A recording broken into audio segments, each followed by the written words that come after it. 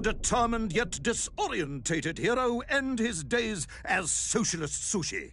Will his daring exploits be cut tragically short by vengeful calamari? Will the general's wife ever forgive him for missing Ruslan and Lyudmila? And just how many eggs did Pavel steal, and where did he keep them? All of these questions and more may or may not be answered in the next exciting episode of Little Orpheus!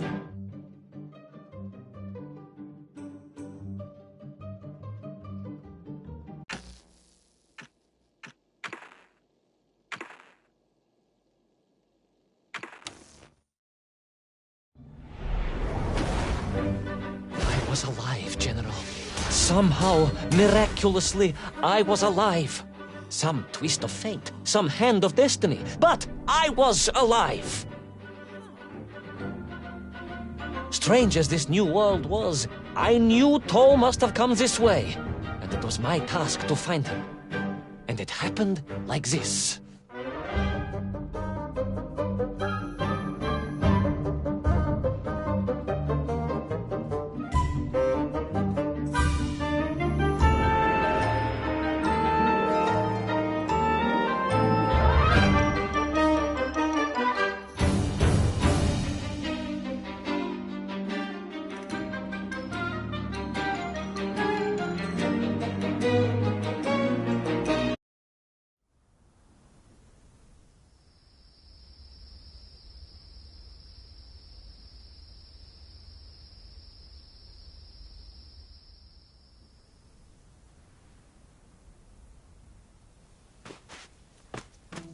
The sun beat down on me relentlessly.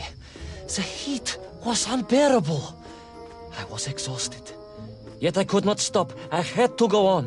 For 7 weeks I trudged across the desert. On the second day... Please, comrade, if we may. I think we can skip the details, unless you consider them to be particularly relevant to the location of Little Orpheus. Of course, General. We will simply omit the tale of the singing chasm, the oasis of mirrors, the sightings of Toll's Mienk aloft on their pterodactyls carrying parts of my crashed rocket drill over the horizon to Lemuria. Wait, the what? Singing chasm? Not that, but the rocket drill. Oh yes, General, the rocket drill. But what did Toll want with it? And why Lemuria? Lemuria? Lemuria, General. I am not familiar with this Lemuria, comrade. Well, that is because it does not exist, General. Or at least, so I thought.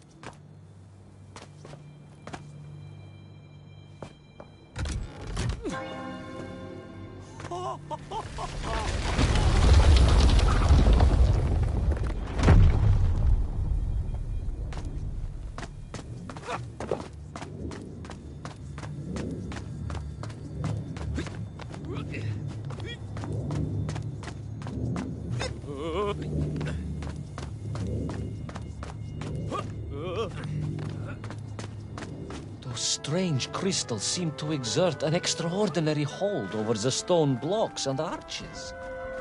When they hummed, the whole city remade itself. Where they were missing, clearly looted by some villainous thief, the city was fallen to ruin. It was like a vast musical instrument, vandalized, and yet still attempting to toot.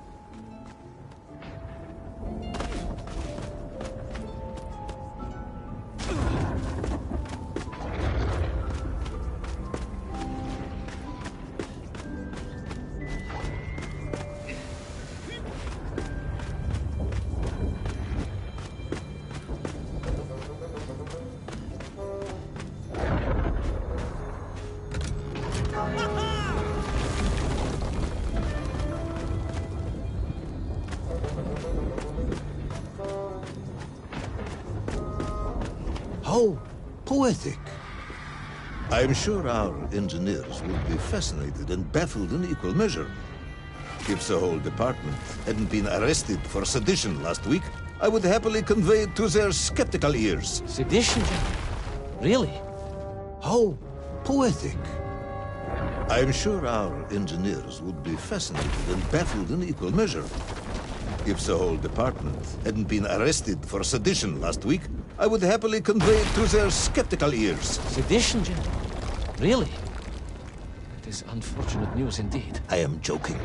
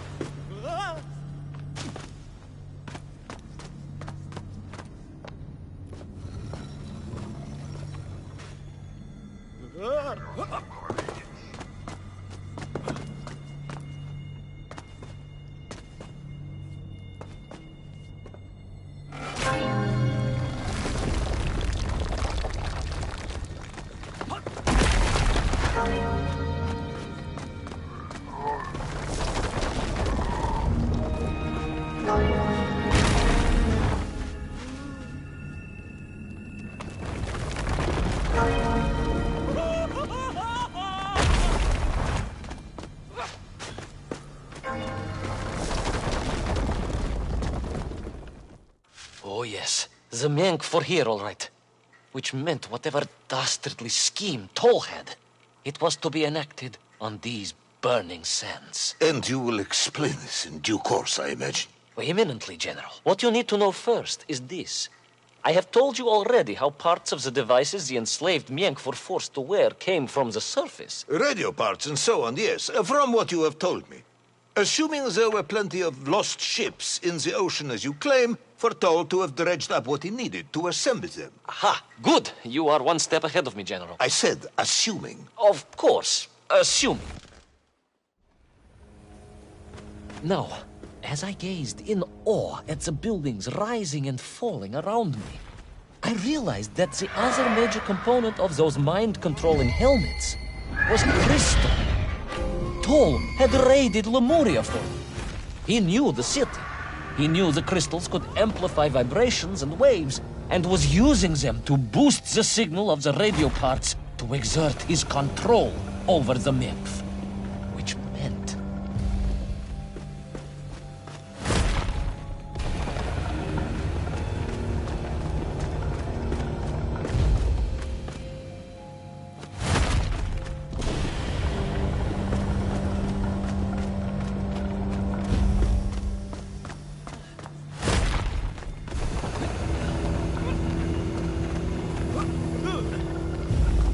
Yes? Imagine, General, what such amplification could achieve when fused to the finest atomic science our great Soviet civilization has produced.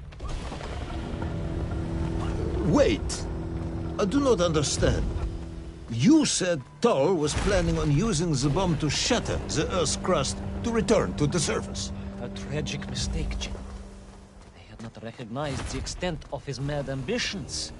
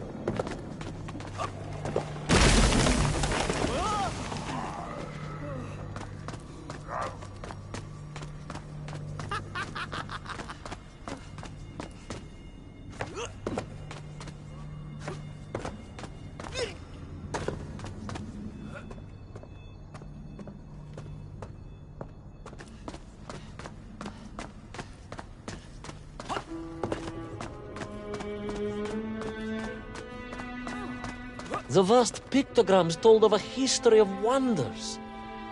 They seem to suggest the Lemurians were travelers from another world, where a mysterious clock seemed to stand. That is very mysterious.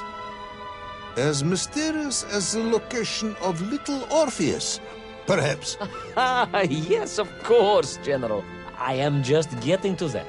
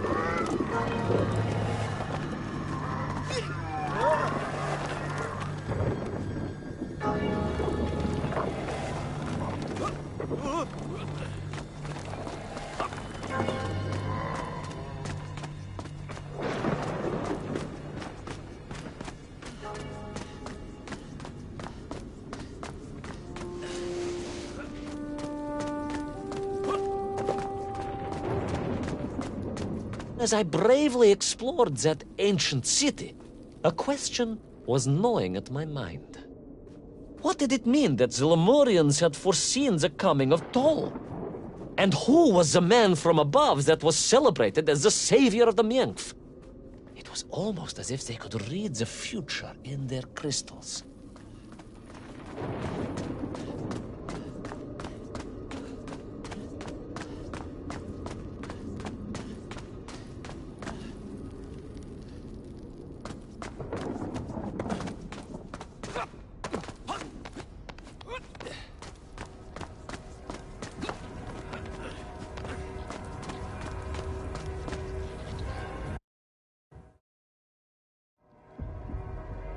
The bells of Lemuria tolled and tolled, a roaring symphony, a crescendo of peals that set the city dancing, each note causing the crystals to shimmer and cascade with light.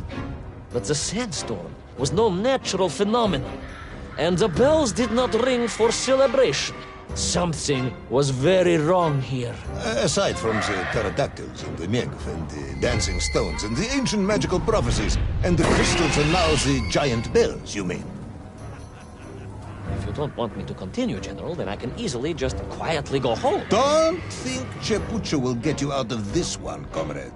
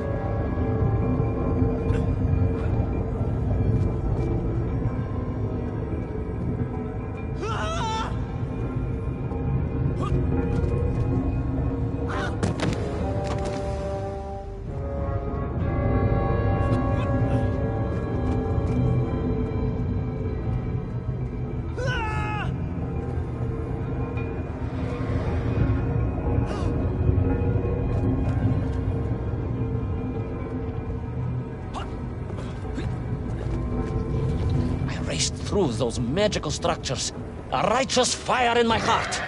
I was like Dobrynya Nikitch, prepared to strike at the dragon who threatened my homeland. Your heroism is only surpassed by your modesty. On the contrary, General, I chose Dobrynya carefully. Like him, I am a simple peasant.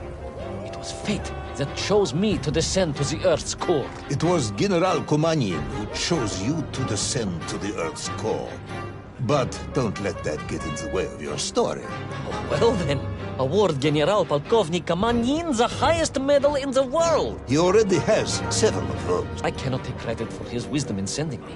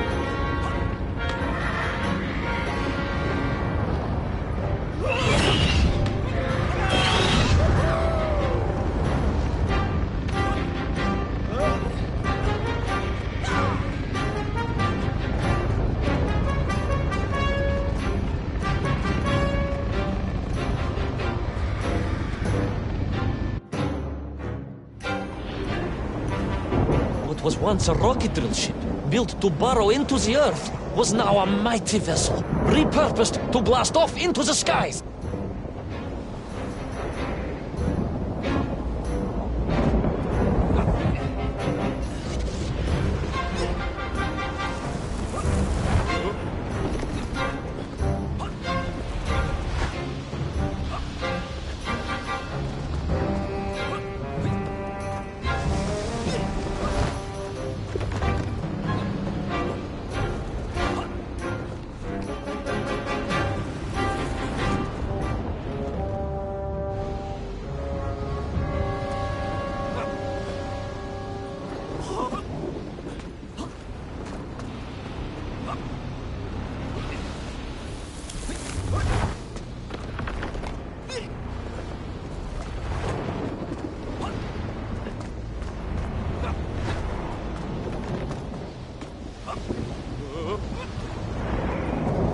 There was no doubt the toll was headed for the strange world with its clock.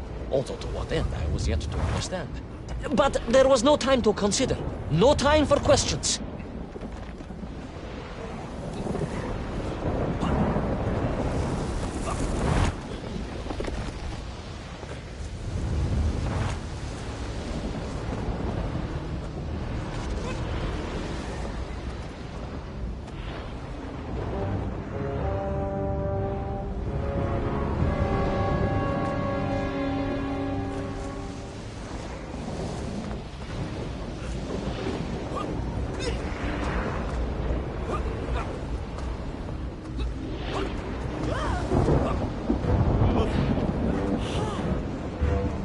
Was on the rocket. Little Orpheus was on the rocket. And wherever they were headed, I must head there too, to thwart his plans, recover my drill, and save the world!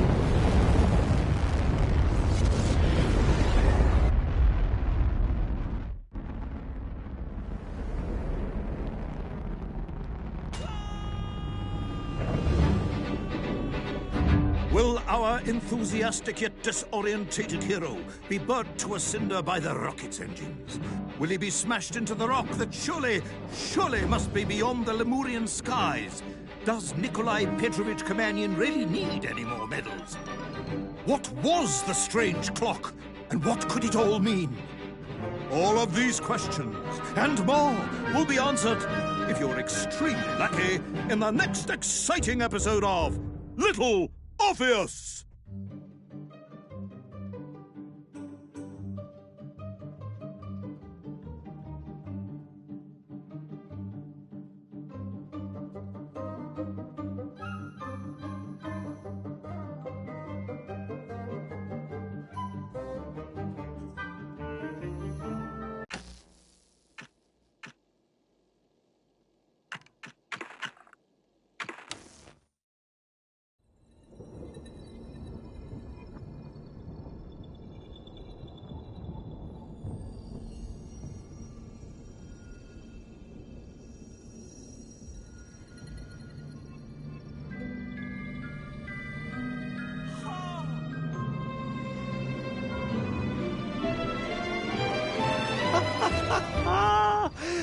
Laika!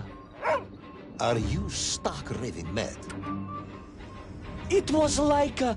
I am sure of it. That spirited little dog saved me. Laika saved you in her little space machine. I believe the correct term is capsule, General. Don't push your luck any further, Ivan Ivanovich. I fear it might snap. Oh, my apologies, General.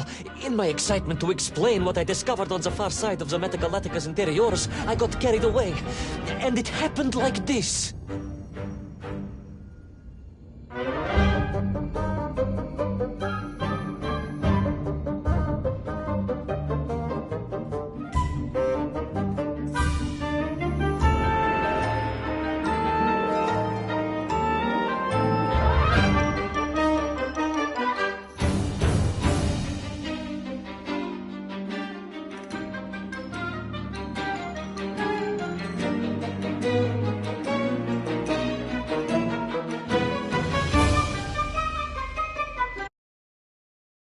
A rocky moon.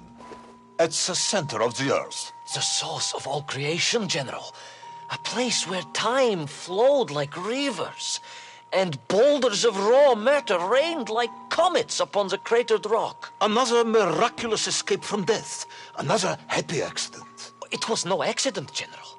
Laika took me there entirely deliberately. I'm sure of that.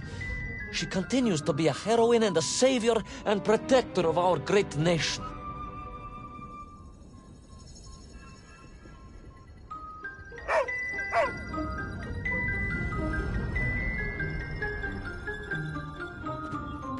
Laika died in orbit. No, General, she did not.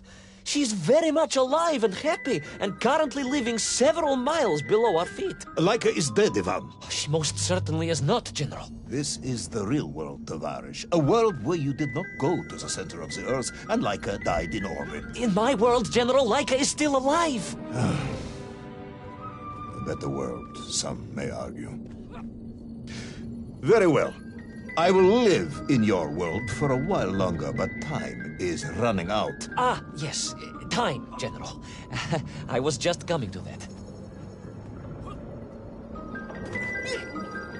There in the distance it stood, enveloped in a mighty time storm. The world clock, General. The beating heart of all history. The axis mundi, the pillar of the world. Not enough to conquer Russia by drilling back to the surface with his magical mind-controlling atomic radio set then. No, General. You see, what if he could fuse little Orpheus directly with the world clock? Then his message would radiate with every tick and every talk. He would not simply be the Tsar. He would be the Tsar of all time, the eternal tyrant. The literal incarnation of everything our glorious revolution stood to overthrow.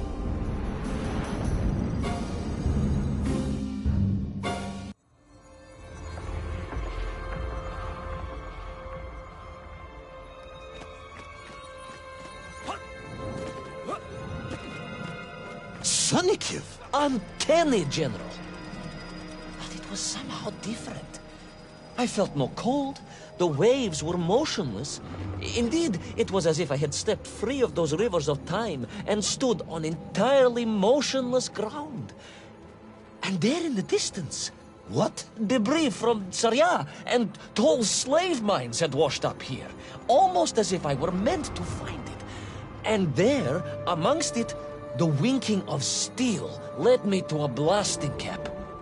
And a plan began to form.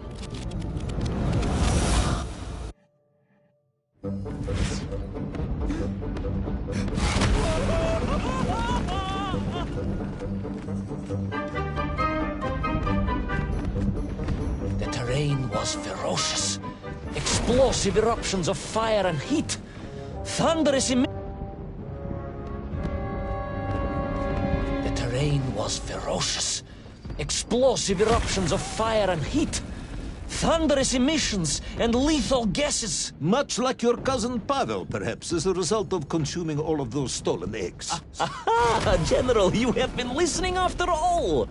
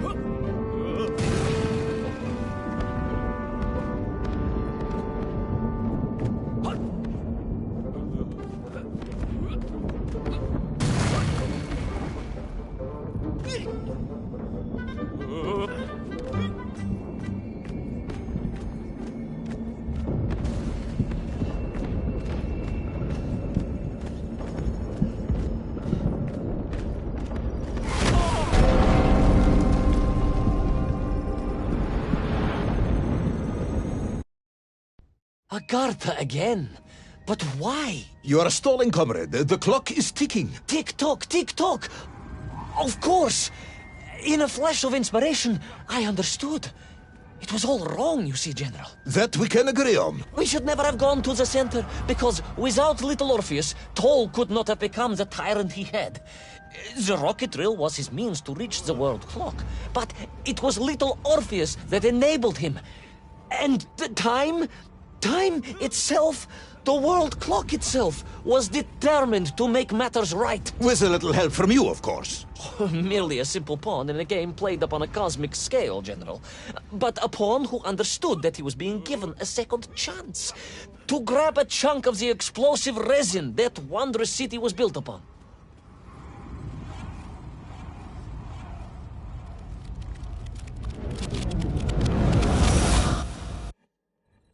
And I was back. The mighty river of time roared past me, carrying the weight of the whole of history with it. Even for you, this is a stretch. Our time is almost up. I have to submit my report within the hour. Time, General. Time was nearly up indeed. That ancient and magical river that carried me along was surely moving inevitably towards some kind of end.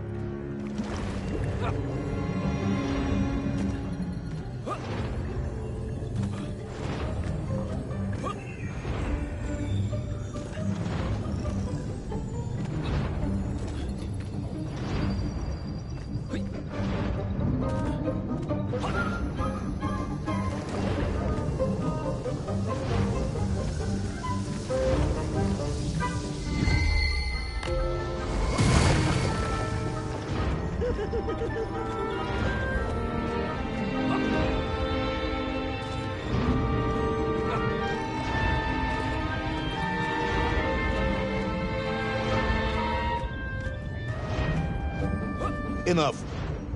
No more Privalov. No more stories. No more lost worlds and space dogs. I'm full of it. It is nearly midnight, and you have not given me the adequate explanation for the whereabouts of little Orpheus and the atomic bomb. But, General, I am about to tell you what happened when I finally caught up with the villain Toll. I do not care, Tavarish. I simply do not care. You have worn me down, and it is time to call a halt to this. I bear you no malice, comrade. In many ways, I admire you, but time is running out. Yes, General, yes. Time. Time. Because it was time itself that suddenly appeared to be on my side.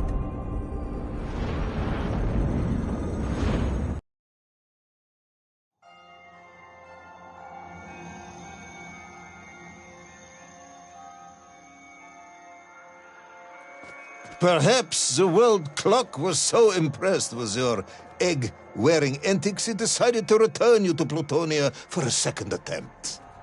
I would strongly suggest you cut to the chase. The chase, yes. The pursuit of tall and little Orpheus. I stood there with the resin fragment in one hand and the blasting cap in the other, and then, just like that, a clock began to ring. The world clock? No, General, an alarm clock.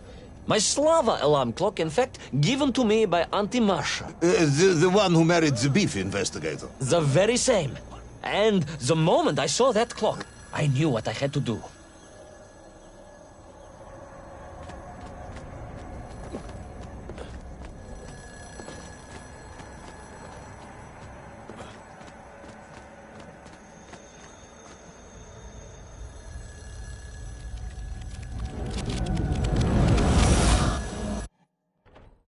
Yes, I'm waiting. A bomb, General. A bomb to destroy a bomb. So, you decided to build a bomb, eh? A bomb to destroy little Orpheus. It was a simple plan, really, General. Yes, you are very fond of your simple plans.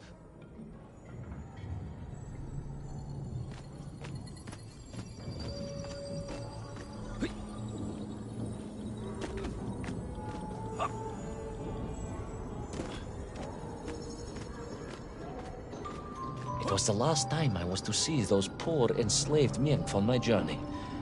As they scurried in agitation around the base of the rocket drill, now a dreadful weapon of war in the hands of a madman, I was reminded of my mother. Your mother looked like a nymph? That is extremely disrespectful, comrade. No, I meant I was raised by my mother from an early age, of course. My childhood memories of my father were all too brief. You are rambling, Comrade Privalov. Time is running out. Dieni Rezinovi.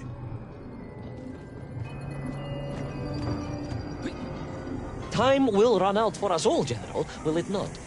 And it ran out for my father on the shores of Volga. Your father fought at Stalingrad? He did, General. So did I. Well, so you see, General. Perhaps we are just the same, you and I. Perhaps we are all just Menkf in the end.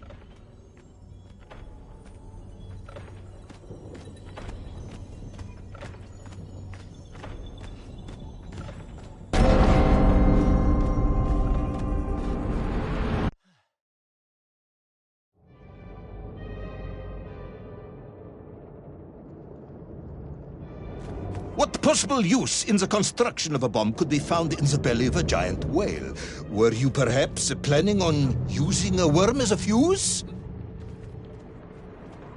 That would be ridiculous, General. I would hate to undermine your otherwise entirely plausible account. You forget, General. The belly of the beast was full of shipwrecks.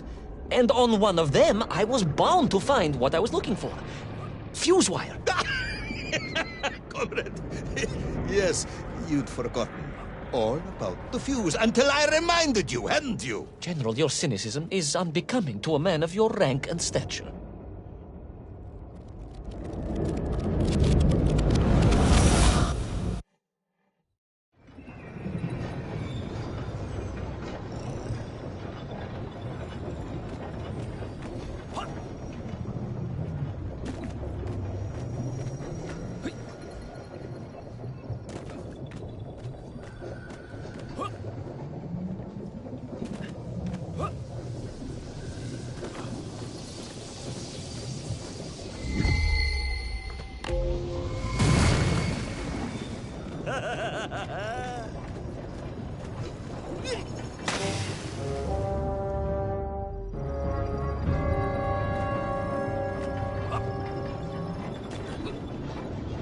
The clock was now ticking, General. Literally.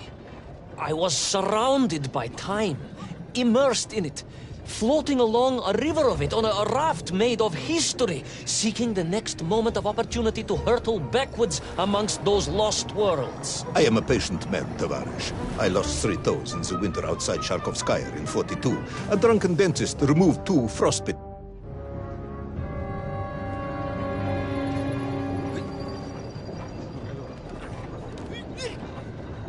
The clock was now ticking, General. Literally. I was surrounded by time, immersed in it, floating along a river of it on a raft made of history, seeking the next moment of opportunity to hurtle backwards amongst those lost worlds. I am a patient man, Tavarish. I lost 3 toes in the winter outside Sharkovskaya in 42. A drunken dentist removed 2 frostbitten toes and 1 perfectly healthy one. You may therefore consider me a man blessed with an uncommon level of endurance for discomfort. I hate visiting the dentist. My uncle Vanya was a dentist, and he was a deeply strange man, notwithstanding the love he felt for his pigs. Is what? He